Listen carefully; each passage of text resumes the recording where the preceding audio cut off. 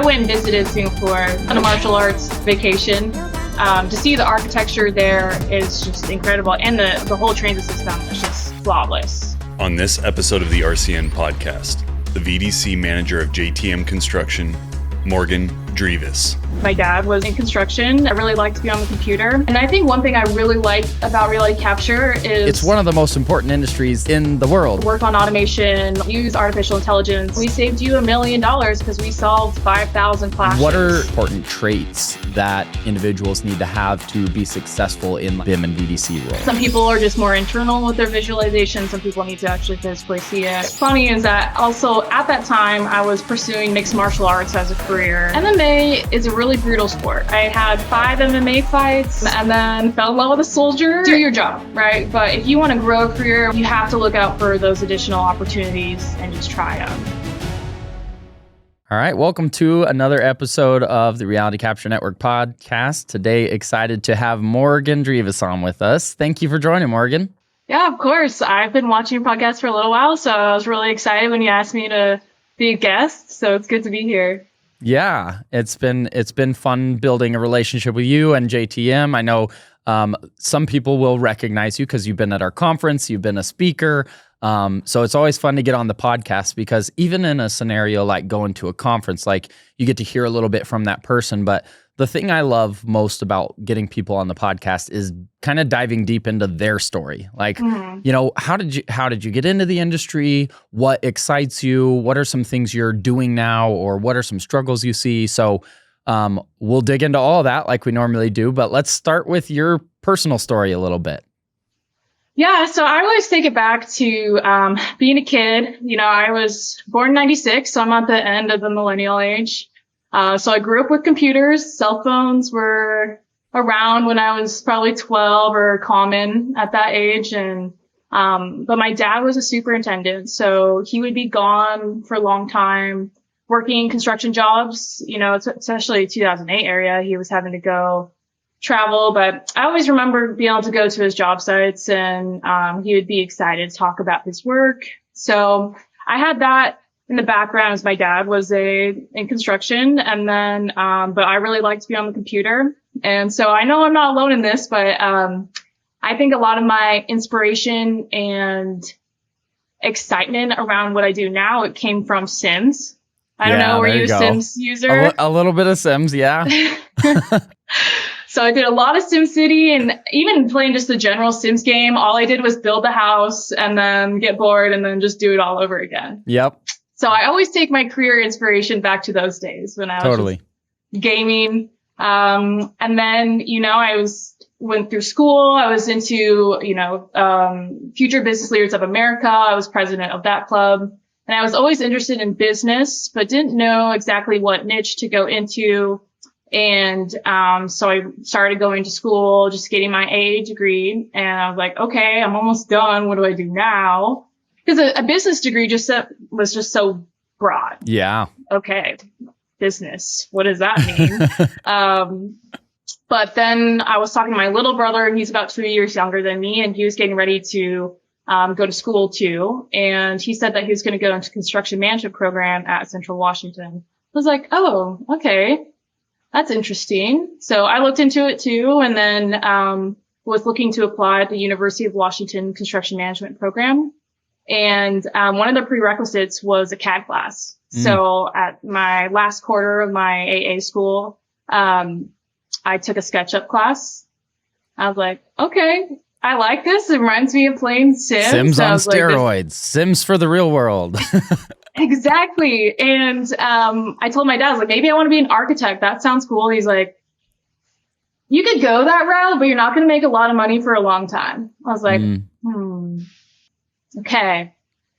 And he's like, you should try construction. So I went that route. I got into UW, and one of the things that they encouraged was trying to find an internship. So I went out, put my resume out there, and this was late because most of the people had already lined up their internships before the end of the school year.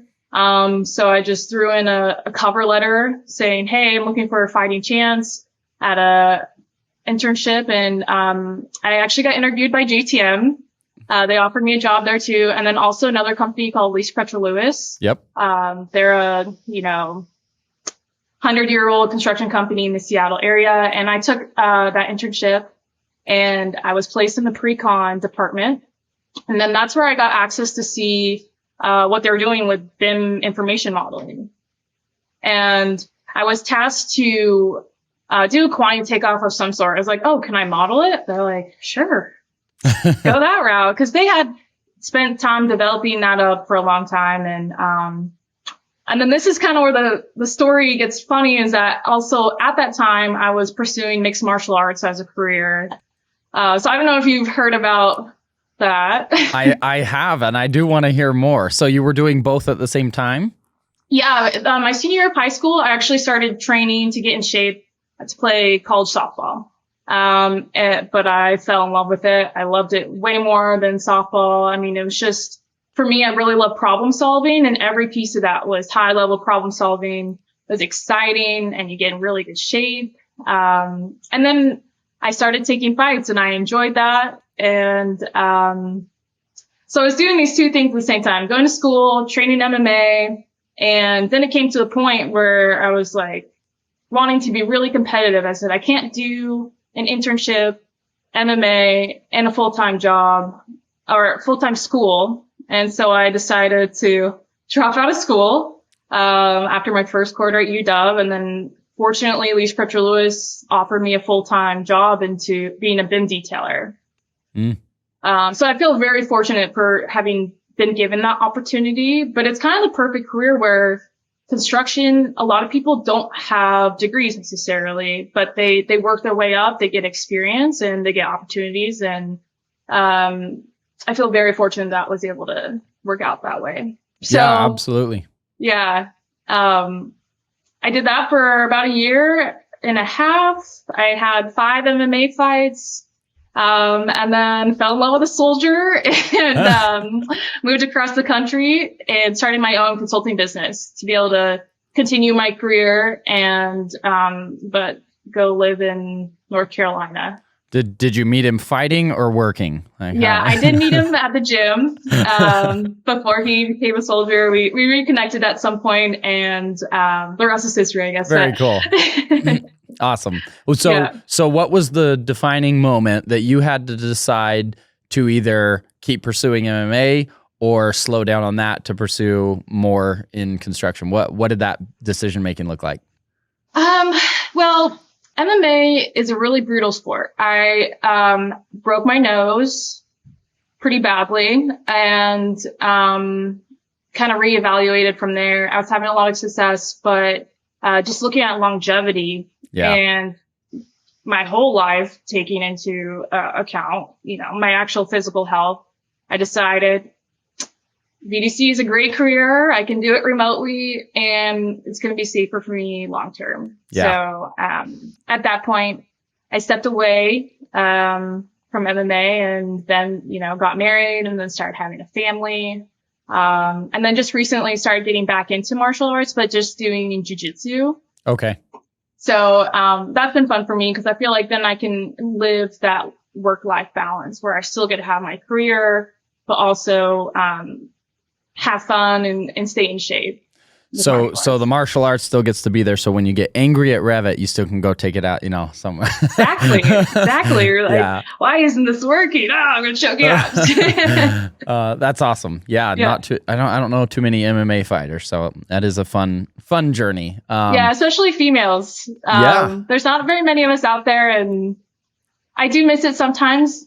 And I think that's why I felt comfortable going out on stage and speaking, just because it helps you flex that muscle of putting yourself out there, taking a risk, and challenging yourself. Yeah. I think I can see that in even how you present and stuff. You very much come off just bold and confident, and I think that's probably from the fighting. I'm sure that spars some of that. Absolutely. So now you're in that journey. What does next steps look like? It's a good question. I've been really thinking about that. I'm 7 years into my VDC career. Happy working for JTM. Being a BIM manager, I'm not someone that really loves the process of standards and documentation, but I just love problem solving. So one of the things that's been really exciting to me is getting into AI and ChatGPT, and just figuring out how to use that tool to really help improve process and save time. Yeah. There's it's a very exciting time, I think, in technology, which, you're a couple things you talked about, going to school, getting some experience, but then get into an internship where you kind of grow and even learn more on the job, I think has been really the way for this technology to come into, most companies. Yeah, I think some schools touch on it a little bit, but I think there's a lot more opportunity and need for these technologies than there are, people educating you on how to do it. So much of the success of technology becoming integrated is based on someone deciding there's kind of a interest there, or they see a potential application and they kind of do the digging and do the hands-on and figure things out on their own. And I think that's where a lot of things like AI in our industry, what does that mean? How does it get integrated? Where does it help? Really, people that find that interest to pursue it or look into it, I think will be the ones that actually start figuring some of that out and making a difference. I would like to go back and ask a couple questions, maybe even to your schooling. So when you went through that process, what were some of the things that you think were your best takeaways from what you learned in school that actually crossed over into stepping into that field? Yeah, good question. Learning SketchUp just opened my eyes to that computer-aided design and drafting even existed. I just had never heard of that as a career option before. And because everything in school felt very like business, a lawyer, be a scientist, that kind of thing. I didn't really get into the niche of how you can go into these other careers, especially construction, right? Because it's all, you think, oh, you're working out in the field, or you're, I don't know, doing heavy machinery, something like that. It just never crossed my mind. Or there's kind of the idea of there's interior design. But now I feel like there's such a good opportunity to pass on all this knowledge at a younger educational level. And that's something I'm really passionate about, and looking forward to speaking about at RCN this year, is planting those seeds in the younger generation's eyes so that they can see that from a career from the beginning, instead of discovering it, once you're in college or trying to figure out what you're going to do with your life. Because the kids that are growing up today are just growing up in such a different world than what I did. And I'm sure this happens every year or every generation. There's so many changes, but with technology, it's just been such an exponential growth that, I can't even imagine what it's like going through school with AI or a lot of these other, even just computer gaming apps. It's just pretty incredible to think that all these skills that these kids are growing up with, like learning how to use an iPad when they're 5, how is that going to impact the workforce in 15 years? And what kind of employees are they going to be like? And what even careers are going to be like at that time? Is some of the things I've always heard is, oh, VDC, we're just going to be automated out of a job eventually. And I don't know how that will play out. But if I'm the person that knows how to work on automation or use artificial intelligence, there's always going to need to be a person behind that, I believe. Yeah. And then, so how do we take that back to the kids' educational piece? Like, what are the options here? And how do we inspire them and educate them on the different career paths? Because even reality capture, I didn't know was a thing until I was actually into the industry a couple years, probably. Yeah. And it's an incredible tool, and it's so exciting. And I think one thing I really like about reality capture is the idea of being able to still go out into the field and get away from the computer. I find that to be really interesting, because I don't necessarily love working in front of a computer all day. I think it's exciting to be able to get onto job sites, and get outdoors. And to be able to balance that is really important. And when I think about training kids or inspiring them, I want to also pitch a balance of not living behind a computer screen. And I think reality capture is one of those careers where you could do both. Yeah. Yeah. No, those are great points. No matter how nice the virtual technology is, someone else could go scan for you. It's like, a lot of people need to get away from the screen, that we need some, breaks there. And obviously there's roles that some people really, that all they do is sit at the computer, but especially those that are maybe drawn to kind of needing both. It is a really nice way to go out and capture and see real data, real site visits, and then bring that data back to share with people. And I think even as nice as the technology is, even just site visits, there's times that it's just, you can't even replace the feeling of being at a real site and walking around and seeing the issues and the scale and the things in person. I think those are some great points. So talking about, some of the things around BIM and VDC and, talking about younger kids, maybe, selecting to kind of look at this as a job path. What are some things that you think are important traits that individuals need to have to be successful in like a BIM and VDC role? I love that question. I'd say first thing is being a problem solver. That's how the one I resonate the most with, because if you're focused on being able to problem solve, you can jump into any role and figure it out. It's being independent learner and going out and being able to see a problem, say, hey, I don't know the solution maybe, but I'm going to figure out a way. I'd say that's number one in my eye.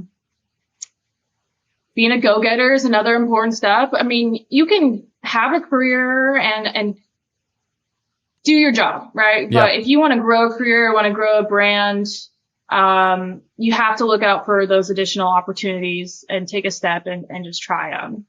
And then I think the other part is being a good communicator. I think those are pretty standard job skills. Yeah. But someone like me, I do struggle with communication verbally. But I do like sending emails. But what's funny is that when you talk to different generations, how they like communication is different. The older school guys, they want to hear a phone call. They want you to come up to their desk or something else like that. Versus I love a good email or Teams message. Yeah. Yep. Yeah. It's, I think that is fun. And I'd love to hear your thought, because you do talk a lot about the younger generation, and then, you're in the midst of working with some older too, and in construction, and seeing the potential of technology even changing it. How do you see the technology maybe being a gap filler that can help transfer some knowledge, or be not a barrier between younger and older, but maybe a way to actually even have it be a common ground? What are your thoughts around that? Yeah, when you can visualize what you're talking about and physically see the model, I think that's one of the greatest barriers with communication, is being able to physically see it, because when you can see it, you can both talk and then be able to click on the data and then get into it from there. My dad, like I said, is in construction for 40 years. He's an owner in a construction company right now, and they don't use any BIM. And he's always said, "Oh, I never need that. And don't need to see it, whatever." And I show him some of the things that we're doing, and he's like, "Oh, you can do that?" And it's kind of those little seeds that you can plant. And I think that's where you have to start, is with small problems that you can give clear, good answers to and be able to communicate that visually. I think a lot more people are more visual than they realize. Some people are just more internal with their visualization. Some people need to actually physically see it, either, with a 3D printed model or a model on a computer screen. But I think going back to starting small is really good and key to bridging that gap. Like, one of the things I did recently is I took a polycam scan of my dad's deck, and he's like, whoa, this is crazy. I mean, he could have gone and measured the tape and done all that, but it would have been a little bit difficult since it's an elevated deck to get around the sides. And from there, I was able to produce a small drawing so that he could get a railing company to take a look and give him a quote and a design. And for him, that's a seed where it's like, oh, okay, I do have use for this. Yeah. And I think that's where it really starts. And even for kids, just, oh, hey, one of the things that we just did this last week is we were furniture shopping. So I took polycam out again and scanned the furniture that we're looking at buying, brought it back home, did the AR, is like, okay, this will fit. Yeah. Isn't that crazy? Yeah. It's super cool to be able to do that. And even though the technology's there to do it, I would say 95% of people have no idea that that's a possibility right now. Like, they've never heard of the app. They don't know what scanning is. And it's like, it's right there. It's on. You all already have the phone. Like, and that's where I look, some of these things, you can imagine where it could be in the next 10, 15, 20 years as technologies grow, as it becomes easier, awareness builds around them. I mean, some of these things are going to become a normal part of everyday life of like everybody opens up their phone and throws an AR app on to see what furniture looks like before they buy it, right? It's you can do that on Amazon. And some people know it's a thing. Some people don't know it's even an option yet, but things are moving that direction. And I think what's cool about being in a construction industry is those technologies, as fun or visual as they are as a consumer, like look at your furniture in your house.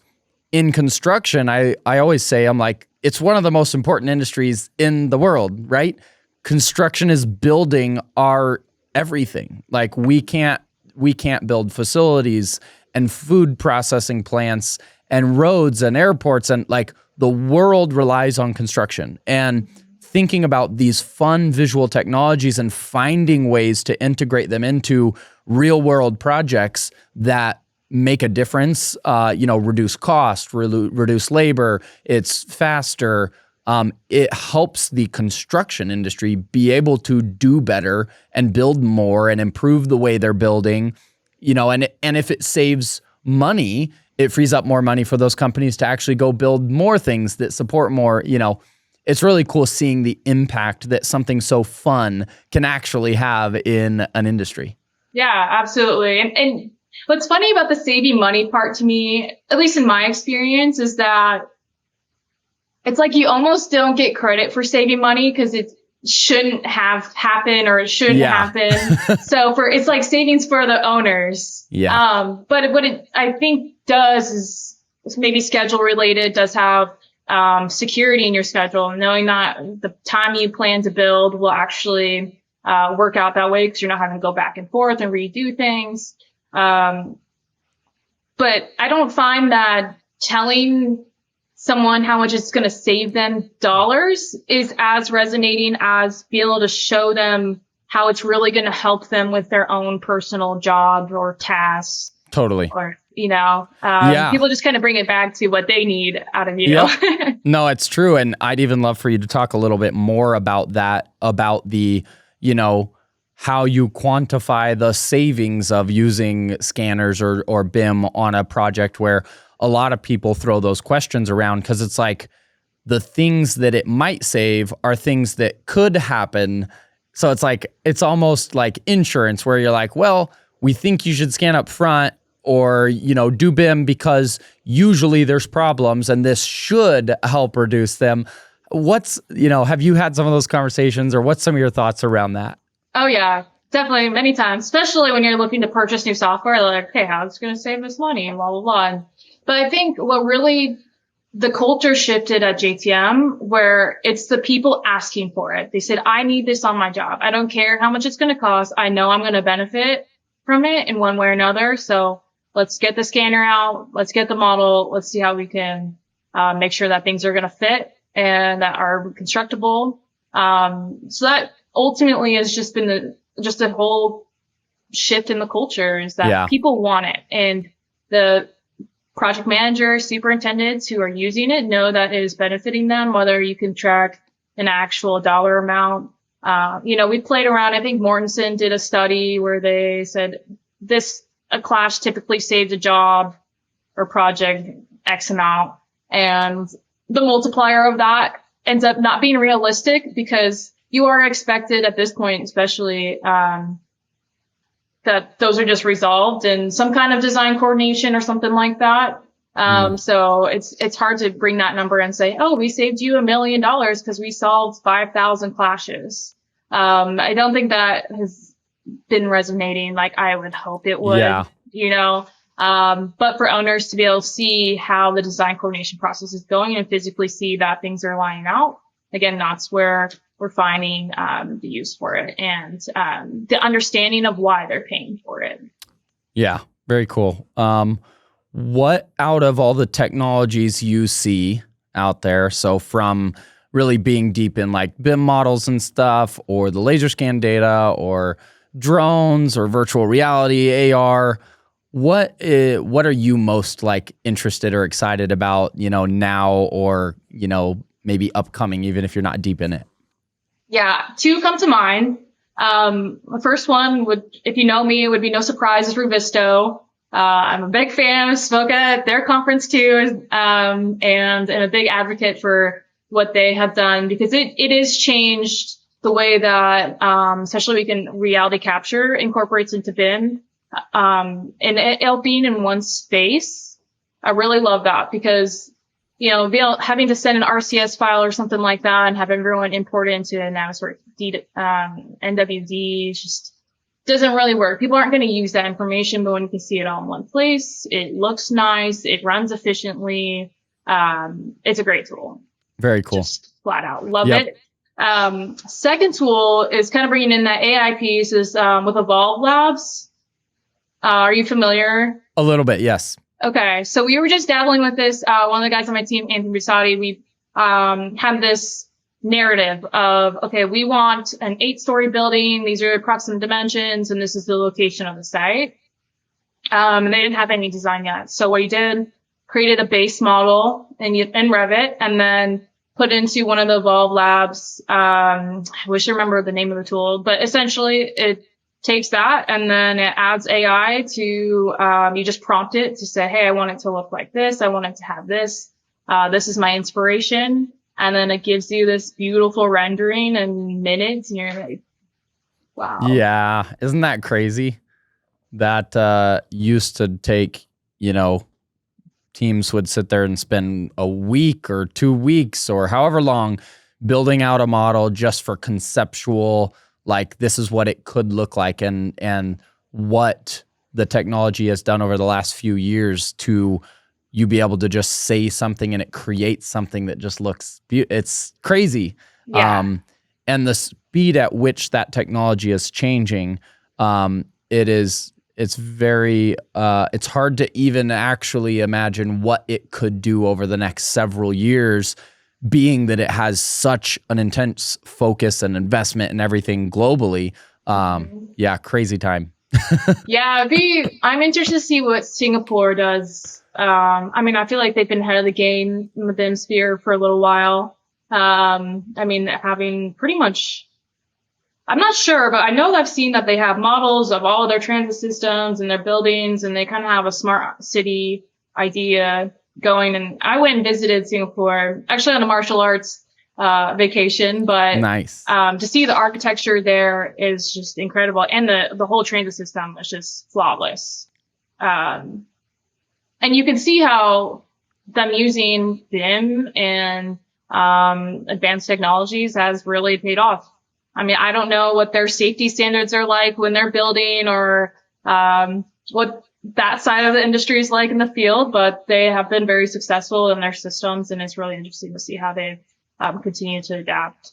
Yeah, I think it's very interesting for people to step back and look at other countries and where they're at in some of the technology adoption. Sometimes, those in the US are really narrowed into like, what is my company doing? Yeah. Let alone, across the country or then into other countries. I think there are some that are behind, but there are some that are much further ahead in adoption of different technologies for sure. That's what I liked about Revisto and their global conference too, is being able to meet BIM managers, VDC managers from many countries. Yeah. Since they actually originated in Sweden or somewhere in Europe. And, I met this guy and he's working in Dubai. It's like, okay, what's Dubai doing? Like, what is going on there? Like, that's an incredible space for them to be doing these amazing buildings and cities really as a building. There's some intense stuff over there. Yeah. Like, wow, okay. Yeah, it's very cool. That's one thing I just love about community building in whole, which is one of my things I love so much about really what we're trying to do with RCN is like bring together the technical experts behind the scenes that know all the different technologies, but then even bring them together from different industries, the crossover of maybe someone from forensics or gaming or VFX, and then someone from construction. And if you do that, then across different countries, getting those people all to talk together and share ideas and share, successes. And I think the benefits that can come from just learning from other people is one of the ways to solve whatever our current headaches or problems are, which, in fact, I think I'll say that might be my next question, is with all the technologies that you play with and that you're in, what are some of your current pain points? Things that are struggles that you're like, whether it's, this data is also, so big, or this, I need a software that does this, but I haven't found it yet. Like, what are some of your current pain points of actually using these technologies in your role? Yeah, that's a tough question for me. I feel like we've hit a point where we have gotten to a good flow with the core set of tools that we're using.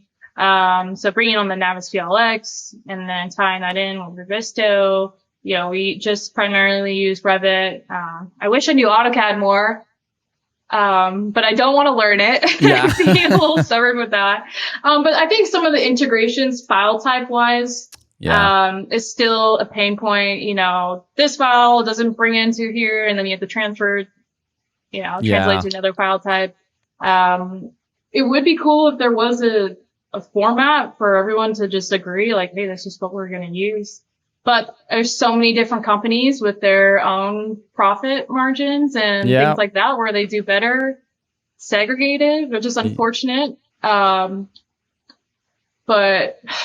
I really just want to see where AI is going to affect modeling in Revit and see how that's really going to change the game. And I'm hoping that will improve the way that design teams model so that we can actually use them with a little bit more trust for things like quantity takeoff. That's been one of the things that we've been really focused on, is using the model for takeoff and figuring out where the design team doesn't model for that and when it is appropriate to do that. So that's kind of one of the big things that I've been working through lately. It's just doing that model-based quantity takeoff. Awesome. Yeah, when it comes to the AI piece, I definitely tell people I am not the AI expert. I'm very good at using ChatGPT, but I don't think that counts as being an AI expert. Right. I don't understand all the technology enough to say exactly how long it's going to take till companies really integrate it into their software. But what I do say is like, I imagine a software that is like the geospatial reality capture modeling software's version of ChatGPT, where, imagine being able to dump in your data sets of your models and your point cloud and your imagery. And just like you do with ChatGPT, just ask your software a question of not go in and manually model every little piece or like have to go manually count how many, light switches are in this building, but like just be able to dump in a point cloud after you scan that building and say, find the light switches. And it, just like you do with ChatGPT, it goes and finds the answers from searching through data, but do that with geospatial data and imagery and be able to locate. I don't think it's going to take long for softwares to be able to integrate to that point through image recognition and through the, the search capabilities, I'm more confident in a software being able to do something like that, like identify something in the data and give you some information. I don't know about it fully doing the model for you with the right elements and like choosing right where to fit it in the point cloud. Like I think there's portions of our work when it comes to like scan-to-BIM and VDC stuff that I really think is going to stay with a professional. And maybe some tools will get enhanced, but I more think that AI will get integrated in a way like that, where it's like supportive information out of what you're doing rather than like you press a button and it does everything for you. I don't know. That's my thought. No, I'm with you there. I do see stuff though with like Dynamo scripting and to be able to manipulate modeled elements and that kind of things using AI or algorithms happening now. But I agree, especially with the scan-to-BIM. I think I saw one software that was like, oh yeah, you just give us your scan and you have a button push and then you have a model, and then we're asked them, okay, but what's actually modeling it? I mean, they sold it like it was a tool. Correct. And I know exactly what you're talking about. So it's a team of people modeling really quickly for you. And that's, I think that's the hope that people want to see. Yeah. Is like, I can just give you my data and get a model. But, people have been, and yes, I think technology is changing and capabilities are changing, but there's some companies that have been working for the last 15 years on trying to automate scan to model. And it's just so difficult with, every building is different. All the features within a building are different. And if you really have to model really accurately to what exists in that data, like it has to be able to know everything. And even fitting to data is very, often if you're doing something scan-to-BIM wise, right, that professional user has to take a model element and choose exactly where the right place is. And, I don't think that the data is going to fully be taken over by AI in that process. I think more in some of the things you mentioned, right? There is scripting and there's automation in certain pieces, and the reason I think that is important to bring up is that I think scan-to-BIM is a massive need, and it's growing because the need to scan is growing, and the interest in scanning existing or scanning through construction for QC, and to turn that into a model, that's the next step. And I think that there's a lack of people who really dig into that process.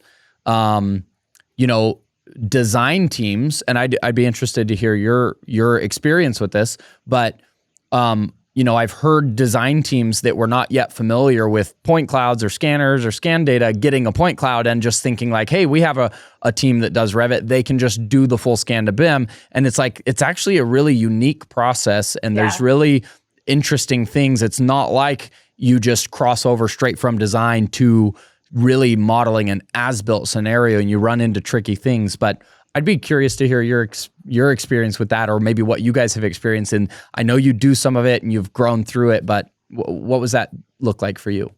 Yeah. So, one thing, a big shout out to your conference, is that we came back from RCN the first year that we went, 2022, with that idea of like, oh, we can offer scan to BIM as a software, as a service to our clients and potential clients.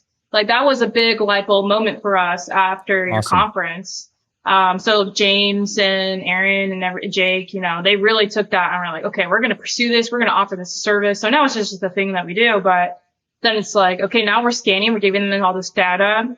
What is the documentation that we need to send behind that? And then, how do we do scan-to-BIM? And took a few times where we realized we really underestimated how much time is actually going to take to model, underestimated what the clients actually were expecting, and being able to learn how to communicate with them so that they know what they're getting and and we know what to ask them. What level of detail is sometimes like, I don't know. They don't really care about that, but they want to make sure that they see all of the the grid lines of the ACT ceiling or something like that? Or do you just want a ceiling there? Do you just want to see walls and doors and then at the end of it, it's like, okay, what's your actual deliverable going to be? Are you going to use this as backgrounds for design drawings? Because that impacts how it's going to be modeled too. Because sometimes they don't really like when you have a wall that's skewed a little bit and you model it that way. Yep. Because they want it to look pretty on a plan. So that was some of the major hurdles initially going into is, okay, this takes a lot more time than we thought it does. It looks simple. It's just a box, and we have all the data there.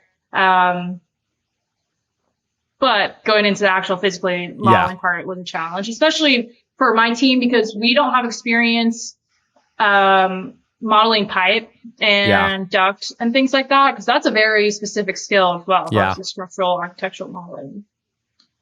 Developing families so that the architect, or asking them for their families so we could just put them in, or phasing. I mean, there's so many layers to it depending on who you're working with and what they want. Trying to communicate that and figure out that flow took a little bit of time. Yep. Yeah. Yeah. Lots of learning curves. And the reason I like talking about it is, again, I think the industry is still just barely growing in the volume of what is going to come for scanning, for scan-to-BIM, for BIM, for digital twins, for I think all of this is growing and the need for it is growing.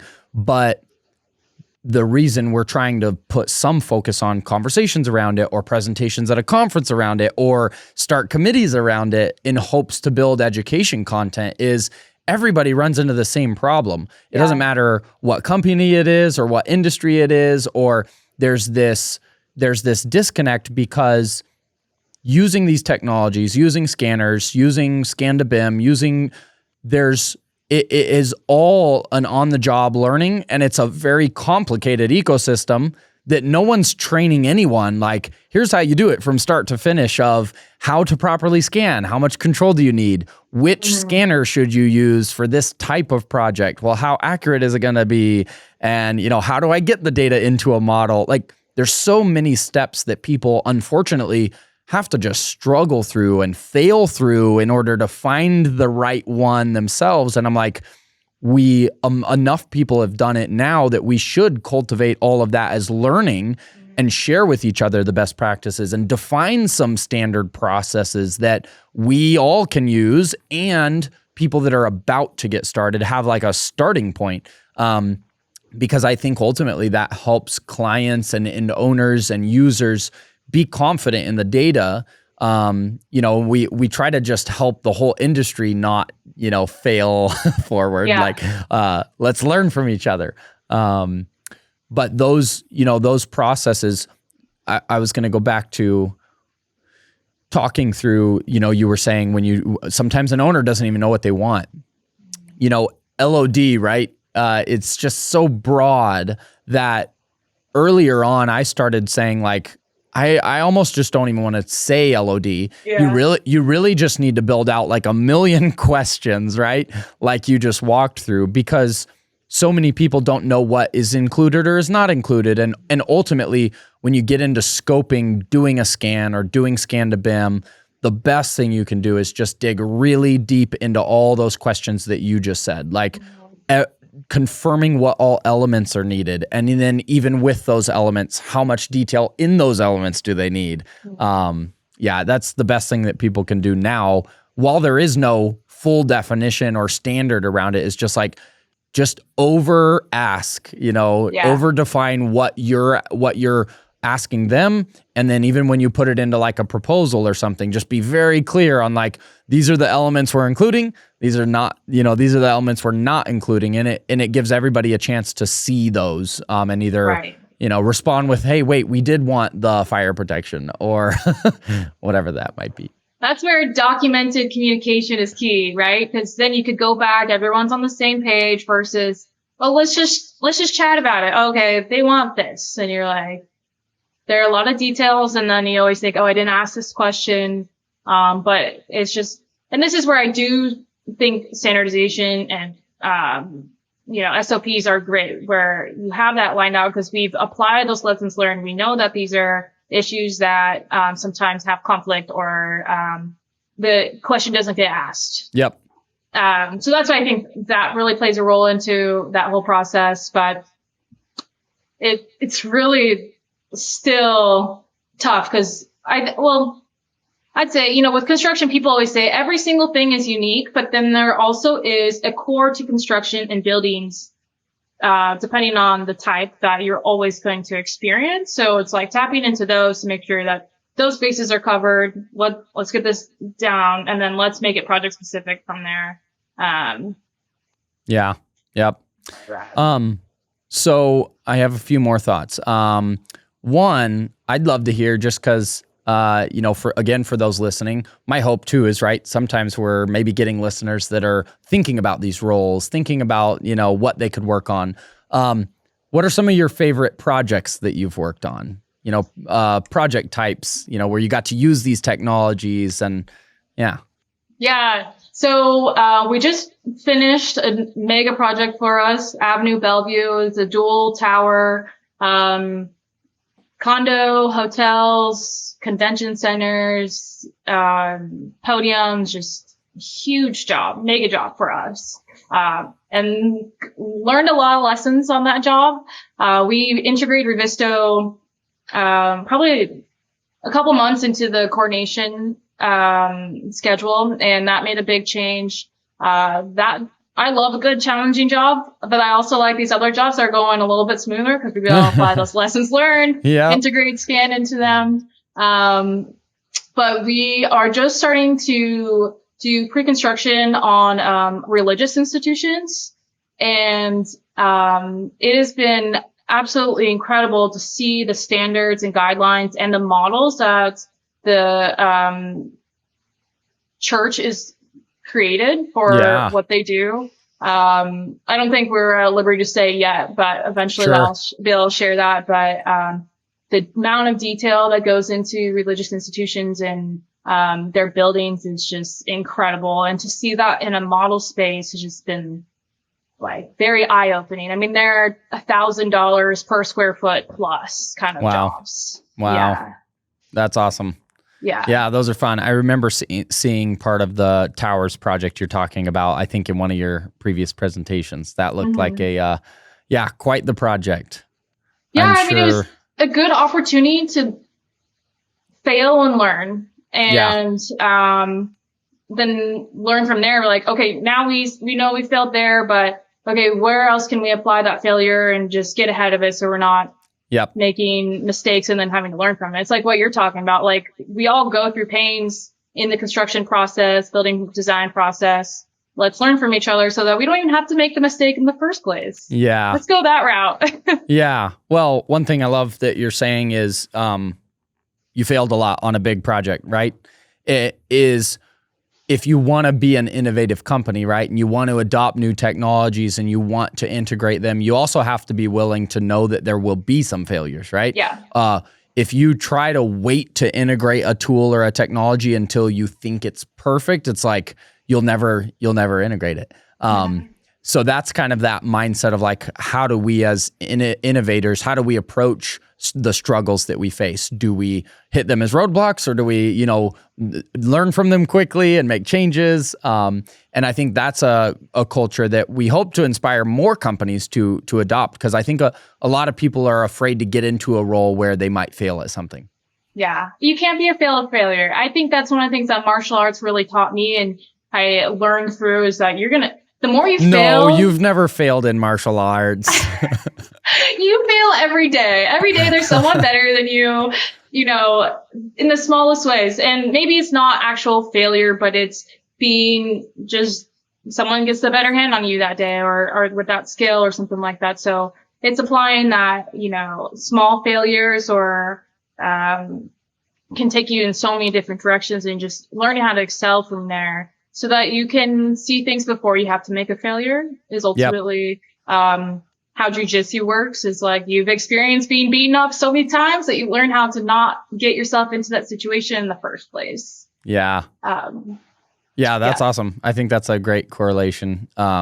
I mean, I was going to make the, dad joke, right? You just have to roll with the punches. Yeah. Except, maybe with technology, you're not physically getting hit in the face or, or you just block, parry and throw an offensive move. I mean, that's perfect. That's what I love about it so much. And I always wish that, I could inspire. I always tell people in jiu-jitsu, people all the time, they ask you, oh, what do you do? And I tell them about my career. They're like, that exists? Like, what is that about? And, I'm like, they're like, I've been trying to figure out and help my children figure out what they want to do with their life. I'm like, I'm happy to show you. I mean, especially with, fathers, mostly fathers, because a lot of older men in jiu-jitsu and stuff. A lot of times they're in those trades and in construction. And, I think that there is some genetics that play in a role with careers being passed down. I mean, you see that very common.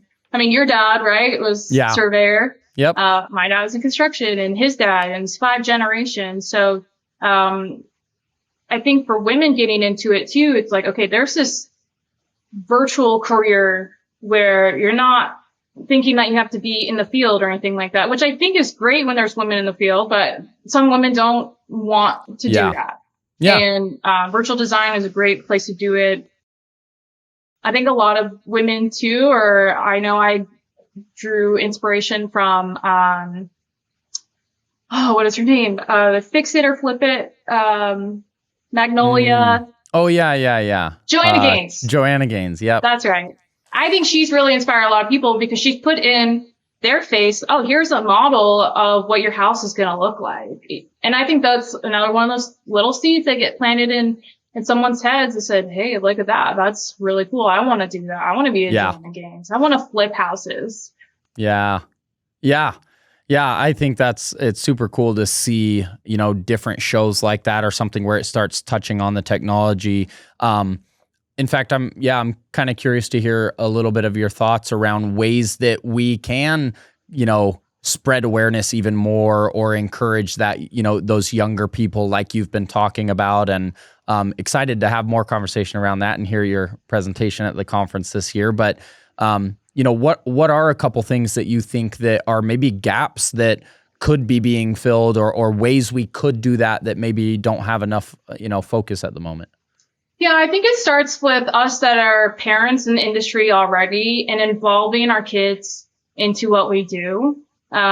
My kids have grown up with me working from home and being able to see the models and see the screens and, they're like, oh, what's that? So you go and show them. That's just a small little thing that each of us could do to really show them, what we're actually doing. What's a real life job?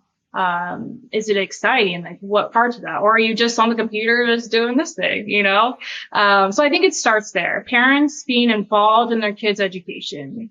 We are planning on homeschooling and, so I want to encourage that. And that's one of my goals is to build a curriculum for homeschool kids, so that they could have like kind of a STEM class that they can take and just get exposure to, virtual design, construction, reality capture. That's awesome. So that's on my 5-year to-do list. I don't know when I'll fit it in. Maybe when I'm on maternity leave next or something like that. That's great. That's awesome. Yeah. I think all of that is super, important. I think we too, right? Even our group as RCN, we're like, man, we need to create courses. We need to create material that, whether, we haven't built out our whole roadmap on what we want to do with education, but part of it, we know once we get there, we want to collaborate with schools or we want to collaborate with universities. But even to go all the way down to what you're saying of like, get young kids, like build something that they can get hands on. I think for us, our starting point was looking at even just, adults, right? Like so many people don't know these technologies exist. I'm like, if we could just create that kind of entry material that grabs people's attention, that's like, hey, this is a course I could take, or this is something I could walk through that explains even what the role is or what the technologies are or how they work and gets that awareness growing, and hopefully use things like social media and podcasting and like different mediums where those people are consuming content to grab their attention and shove them to that information where it's like, that should be what might, spark some people to make that change and say, hey, I want to make a career change. I've been working this job I don't like. And that looks really cool. They're telling me there's opportunity there. I think there's definitely a medium there that there's a lack of education. And I think that we, as a community, if we see that gap and no one's really fixing it yet, I think we can just create it and do it. I think there's no reason not to. The people with the knowledge, that get inspired to do so, I don't think there's anything really stopping it.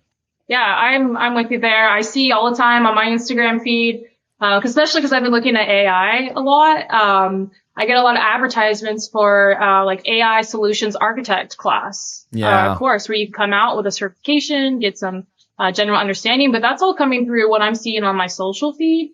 And I think there's a lot of opportunity there to catch people because a lot of people are looking for remote jobs or hybrid flexibility. And I think BIM is really great space for that. Yep. And I touched on this probably on the panel in 2022 is there's a lot of women, mothers that want a flexible career where they can balance work life and maybe just pick up a job when they know they have time for it versus be stuck to a schedule. And I think there's opportunity there for BIM detailing where you can do that anytime. I mean, a lot of times it's kind of shipped off shores, but let's bring that back into America. Let's employ U.S. citizens. I mean, that's, being an American myself, that's what I want to see is be able to bring that in and do things internally and benefit back from that. And I love giving opportunities to mothers. And we did that with one of, she had since moved on, from GTM. She was at another company. She had done some AutoCAD, but we brought her in and said, hey, we'll give you a chance. And then now she's doing her own drafting company. So, very cool. I just love seeing that because she's a mom of 2 babies. She wanted to be home more and being able to have that skill and do it as a consultant is a great option, where you're actually going to get paid well for the time that you're putting into it. And you're not just doing, something that you don't enjoy. Yeah. And, then eventually you can train your children maybe to become BIM detailers and you can have a little family run business of something like that. Yep. That's an exciting thing for me. No, that's very cool. And I love the angle that you're taking of not even just startups or build your own company, but really like, supporting moms and women that want to work from home or part-time, or I love that angle. And even on the broader angle of that, I think there is a lot of opportunity with the growth and need of all these technologies and service, and the fact that, schools are not educating people enough, I think, to step into a role and just be ready to go. Like, there's definitely opportunity for anybody interested to get in and learn from someone and do some training and be able to start doing work, whether it is as a consultant or starting your own company and, or, finding a role somewhere. I think all the above are great. But I think to me, education in all levels, material that helps us right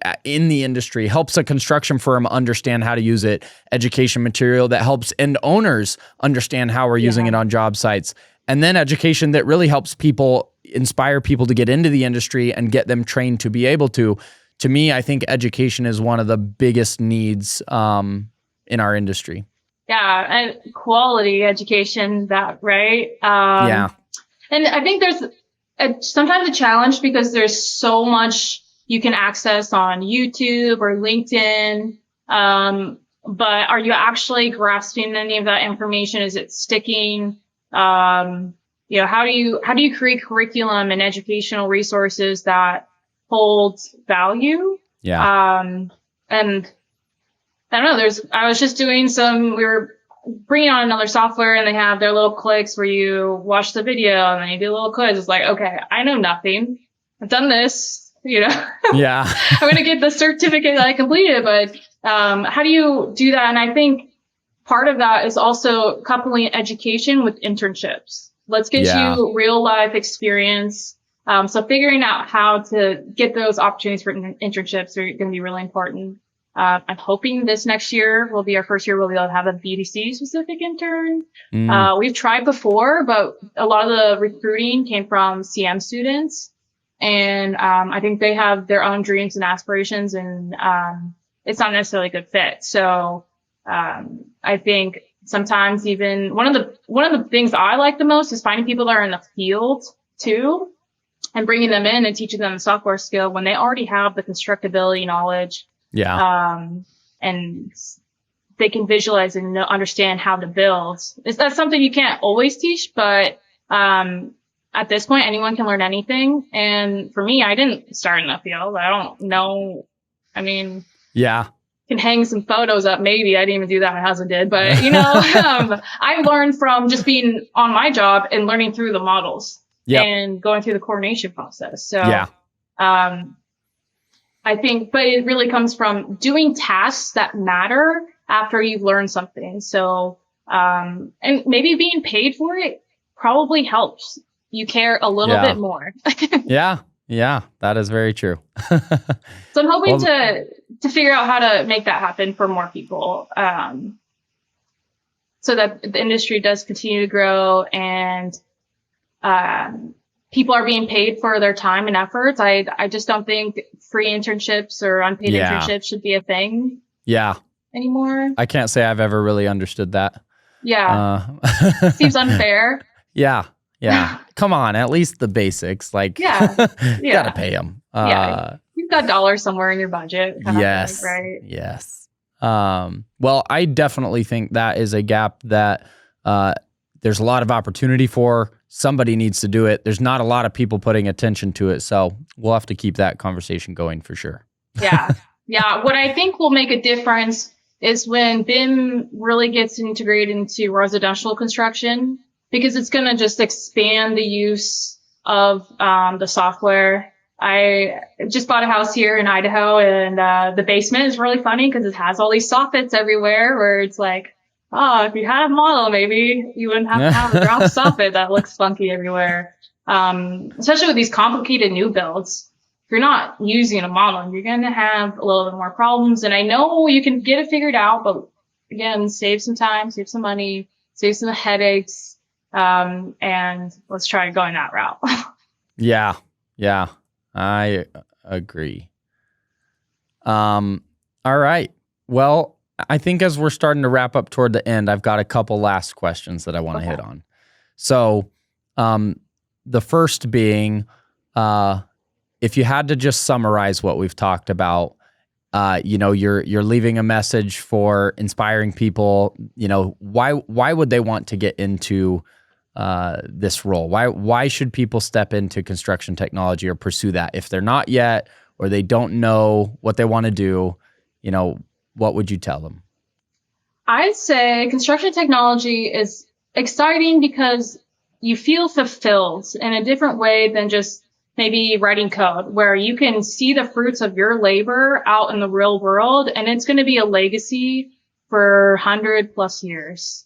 That's what's most exciting to me, is that I know what's in that building. I know what's in the walls because I've worked on that. I had my little touch on it. No one will ever know other than maybe the people that I worked on it with, but I know, and I get to pass that down to my family and say, hey, mommy worked on that. And they'd be like, what? Yeah. That's so cool. And I think that's what's most exciting, specifically with the construction industry in general, is be able to see the fruits of your labor and just know that you had a little piece of changing the world, they say. Yep. Yeah, that's awesome. Okay, and now more of a personal one for you. So, through your journey, really all the way back, right? Watching construction around you, getting into fighting and going through MMA, and now you're in construction tech. Like, you've seen a lot, you've learned a lot, you've lived through multiple things. Like, what's some things that you personally have learned, that you would pass along as far as like, just more of whether it's like a life mantra or something you live by or something that's important to you, that you would share? I'd say my life mantra is everything happens for a reason. So many times in your life you feel like, oh, I don't know what my next step is going to be. I feel like I need to go in this totally different direction. but you realize that all these other things that you've already happened in your life have built you to this point. And I just kind of take jumps and go for challenges because I think of the experience I've had has served a purpose. And wherever that goes, I'm going to be ready to take on the next challenge or see how that happens. I mean, I just think about like the little things like meeting my husband, and then now we have our 2 kids, like all those little things that happen in life to align those 2 stars to happen. Yeah. I don't know why. I don't quite understand how it all happened, but I'm so grateful it did. And for all the times that things didn't go right or all the failures that you have gone through, they all end up being worth it. And it's being able to look back and be grateful for those failures or challenges and good things in your life as well. Yeah, love that. Those are awesome. Yeah, I mean, I just keep going because, again, I don't know too many right women MMA fighters and BIM modelers. Like, you got this unique angle, but it totally is fitting to even the things you're saying, right? Yeah. Imagine in fighting, right? You don't go fight once and fail and then just give up. It's like, no, you prepare yourself and you take what you learn from that fight and you go train, and you're doing that so you can go fight again. And whether that's in life or in work or your job, that idea of confidence and like believing in yourself, believing you have the ability to win your fight, and just putting yourself into whatever you're doing. Love all those shares, and I think that'll be a valuable thing to leave with our listeners. Yeah. Well, thank you for having me, Matt. It's been a good time. It's always a pleasure being on the chat and hang out with you. And thank you for what you're doing for the industry. I remember seeing this one very specific LinkedIn post where you were at an airport. And I think that was the first time I ever came across you. You posted, maybe it was after you were at Dallas, Fort Worth or something like that. And I was like, wow, like he's like owning his career and he's broadcasting that and inviting people into be a part of what he's doing. So I drew a lot of inspiration for that. So thank you for what you're doing too. Oh, well, thank you for sharing. It's always fun. It's always fun to hear how people first came across, or maybe even what they think. No, it really is. My hope is to, same as some of the things you left, right? Of being confident, being out there, not being afraid of what people think of you. That's something I've really had to embrace with the media side. I'm like, I don't even like being on camera, but I'm a podcast host. But I do it because of what I believe it can do for others and for the industry, right? If you share that you're going to be confident in your role and I share that I am, then maybe the listeners will go, hey, I should be more confident in what I'm doing. It's okay to fail. It's okay to, talk about yourself, or it's okay to share these things online. And again, for me, I guess my final point would be like just that importance of community and collaboration, and find like-minded people who share some vision, share some of the mission that you do, and align yourselves with them, because inspiring each other, I think, is important in order for us to all reach our goals. If you kind of stay in your own lane, or you're in a company that you're not surrounded by a culture of collaboration or of driven people, finding those people, even if it's through LinkedIn, and staying in touch with them and sharing and following, and I think that can really help people on their journey as well. So I appreciate you coming on as a podcast guest and sharing yours, and look forward to those that are going to be at the conference getting to meet you as well. Yes, absolutely. We'll see you in 6 weeks-ish. That'll be fun. All righty. Yeah, appreciate it again. All right. We'll see you next time. All right. Thanks, Matt.